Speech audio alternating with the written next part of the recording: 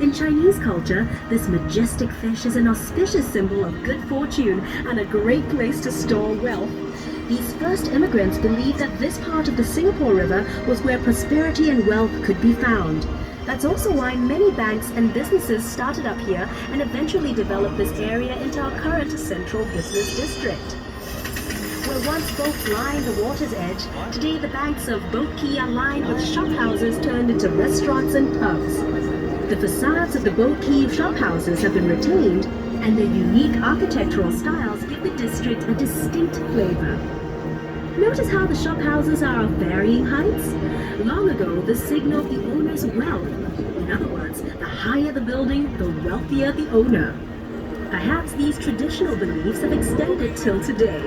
Just take a look at the tall skyscrapers of Singapore's financial district towering over the Boat Quay shophouses.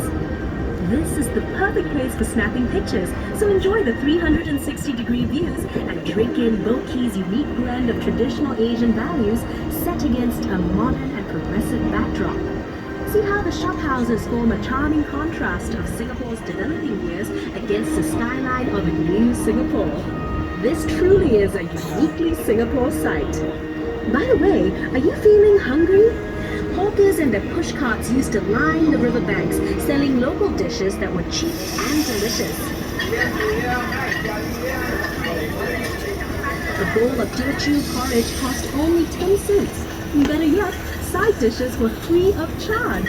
Every day, the people who worked and lived at the river would eat at these pushcarts, sitting on little stools along the river banks. Perhaps that was how al fresco dining got its start in Singapore.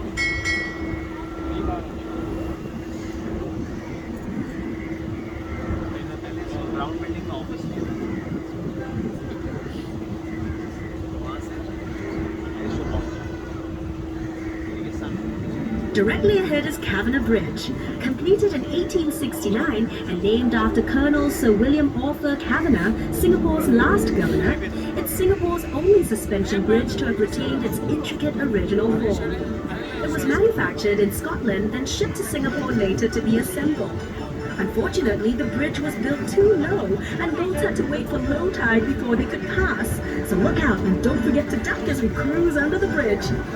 Just kidding. Coming up on the other side of Kavanagh Bridge, you'll see a group of little boys jumping into the river. Don't worry about jumping in to save them. They're actually incredibly lifelike bronze sculptures showing a scene from the river's past, where children would stand and wave cheeky from the houses. Very often they would take off all their clothes and jump in for a cool afternoon swim. Standing tall and majestic is the exclusive Fullerton Hotel, which blends the elegance of old world charm with every modern convenience.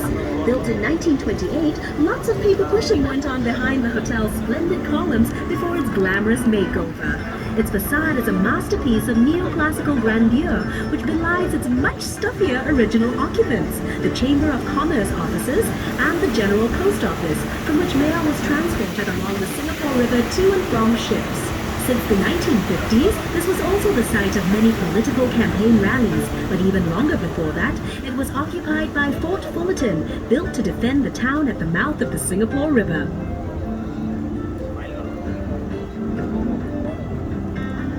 This promontory to your right used to be home to the Merlion, Singapore's half-lion, half-fish icon. The Merlion stood guard here at the river mouth for 30 years before it was hauled by barge to its new home in the bay in 2002. As we make our way out into Marina Bay, you'll be able to see the Merlion for yourself and hear all about its story.